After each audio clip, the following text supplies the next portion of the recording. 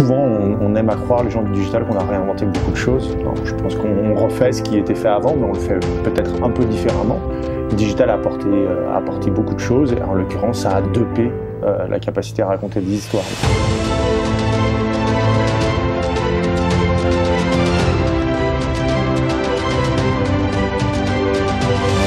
Lionel, bonjour. Bonjour. Alors, ça fait quand même quelques années, depuis 1998, que tu es dans l'Internet, Oui. Site de marque, e-commerce, web, puisque tu as cofondé l'agence Megalo que tu as revendue. Absolument. Et aujourd'hui, tu es à la tête de l'agence Monstre. Alors, M-N-S-T-R. Ouais, sans les voyelles. J'aime bien l'histoire que tu as racontée sans les voyelles. Ça restera entre nous. Ça reste entre nous. Spécialisé dans le brand stratégie et le digital story. J'ai envie de te poser une question un petit peu provocante. Est-ce qu'avant le digital, on faisait vraiment du storytelling ? Bien sûr, je pense de manière, souvent on aime à croire, les gens du digital, qu'on a réinventé beaucoup de choses. Non, je pense qu'on refait ce qui était fait avant, mais on le fait peut-être un peu différemment. Le digital a apporté beaucoup de choses, et en l'occurrence, ça a dopé la capacité à raconter des histoires, mais ça ne l'a pas inventé, on va dire. Alors pourquoi ça l'a dopé justement ? Ça l'a dopé pour quelque chose de simple. C'est tout d'abord, les marques, peu à peu, en quelques années, sont devenues médias. Les gens peuvent converser plus facilement entre eux. Et puis, la capacité à une marque à pouvoir délivrer des contenus, des messages au long cours, dans les publications de chaque jour, mais aussi de manière continue, fait que ça a changé un petit peu la relation, la chronologie des médias. Avant, on avait des vraies campagnes. Je crois que d'ailleurs, j'ai vu récemment que le mot campagne était en train de disparaître à peu près de toutes les agences, y compris les agences de publicité. On parle désormais de dispositifs. Et je pense que c'est un peu ça, le storytelling. C'est de savoir faire un continuum. Il n'y a plus d'idée de vague ou de campagne. Il y a vraiment l'idée de continuer une narration tous les jours et tout le temps. Moi, j'aime bien dire que les marques maintenant sont en conversation avec leurs consommateurs, leurs clients. Ça, c'est vrai. Bon, pas pour toutes les marques, mais en tout cas, il est vrai que pour les clients avec lesquels on travaille, c'est quelque chose finalement. Alors, de nouveau, non, parce que ça a déjà quelques années, mais il y a encore peu de temps, il y a une toute petite décade, peu d'entre eux avaient à gérer le consommateur final ou avaient à raconter une histoire au consommateur final. Normalement, c'était l'objet d'un distributeur ou alors d'un support, d'une régie de faire le bon achat média. Là, aujourd'hui, une marque doit avoir des conversations tous les jours avec son consommateur final. Alors, qu'est-ce que c'est un bon contenu, justement ? Est-ce qu'il faut qu'il soit long ou court ? Est-ce qu'il faut qu'il soit démultiplié et adapté à chaque plateforme ? Réseaux sociaux, entre autres. Comment tu gères ton quotidien avec tes clients, toi ? Je pense qu'il y a plusieurs facteurs. On a d'ailleurs, à Monstre, on essaie de mettre en place une espèce de framework qui définit comment je dois jouer sur la forme du contenu. Ça va être un des sujets que je vais aborder au sommet du digital, cette forme du contenu. Il n'y a pas de réponse absolue, il n'y a pas de centre. Aujourd'hui, ce qui est vrai et ce qu'on est en train de remarquer, c'est qu'avec les années, chacune des plateformes, auparavant on traitait les médias sociaux, je dis auparavant, il y a 6-7 ans, on les traitait en un seul morceau, on est sur les réseaux sociaux.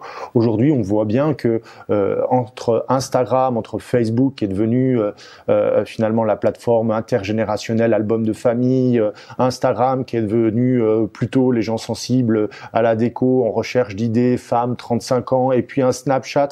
Il y a une vraie marque entre chacune des cibles et donc entre chacune des formes qu'on peut mettre en œuvre. Alors, est-ce que c'est pas hyper compliqué pour les marques qui se retrouvent à créer non pas un contenu, mais des contenus pour les adapter à chaque média ?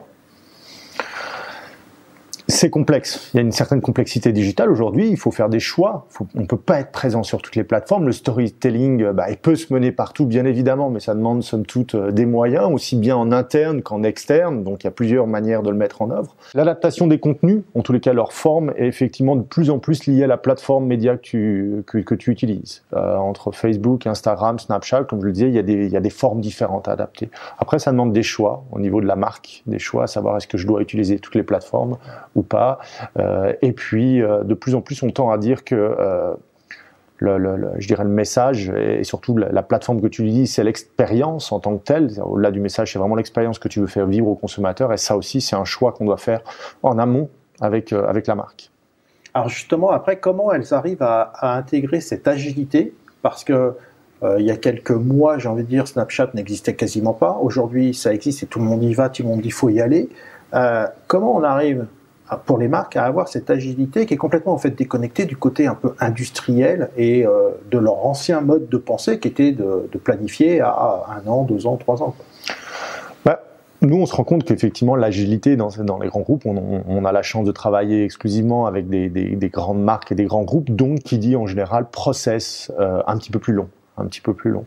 Je pense qu'il faut que les marques aujourd'hui, en début d'année, décident un petit peu de la stratégie et des piliers et des plateformes pour tout simplement mener leur conversation.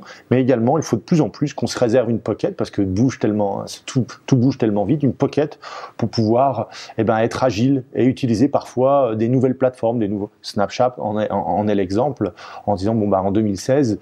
On a le droit de test and learn, et je pense que c'est le propre du digital. Mais il ne faut pas aussi avoir le sentiment d'avoir laissé passer le train parce qu'on n'est pas sur Snapchat en 2016. Il faut parfois donner un petit peu du temps au temps et se dire est-ce que ma cible, elle l'utilise, est-ce que ça fait sens par rapport au message.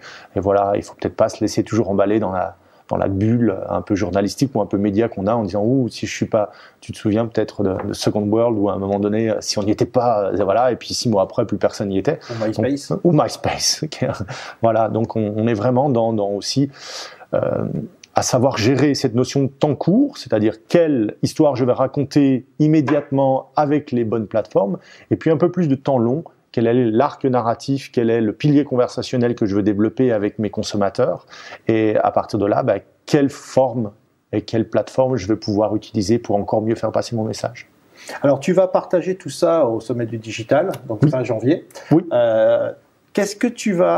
Pourquoi tu vas au Sommet du Digital en fait? Au-delà du partage, est-ce que tu y vas aussi pour te confronter, être challengé, t'enrichir Je pense que ce genre d'événement pour nous, et que ce soit pour les annonceurs, que ce soit pour les agences, les prestataires, peu importe, c'est justement à un moment donné où on quitte tous nos vêtements de VRP ou nos croyances et on les confronte en sachant de toute manière que il n'y a pas d'enjeu business. On va vraiment pour parler de notre passion, pour parler de notre métier, pour confronter à un moment donné les idées. Je parlais même là à Xavier en disant j'ai envie d'inviter un client avec lequel je sens qu'il n'est pas en accord avec des idées et qu'on a. Et je trouve que c'est bien de pouvoir se confronter parce qu'il a sans doute une part de juste dans son raisonnement. Et voilà. Et c'est vraiment l'endroit où on est on va dire le plus ouvert, le plus objectif possible. Donc oui, pour nous, c'est très important d'être à ce type d'événement. Et puis le fait d'être aussi en dehors du marché, en dehors de Paris quelque part, où à un moment donné, on se retrouve tous à Paris dans des networking qui existent, ou peut-être parfois on a encore la tête avec le travail qu'on est en train de faire l'après-midi ou des choses comme ça. Là, l'idée c'est d'être totalement déconnecté, si je puis dire, de notre quotidien pour justement pouvoir encore plus échanger et penser. Eh ben, rendez-vous pour se déconnecter du quotidien et se connecter aux autres et partager. Exactement. Voilà. Merci beaucoup, Lionel. Merci.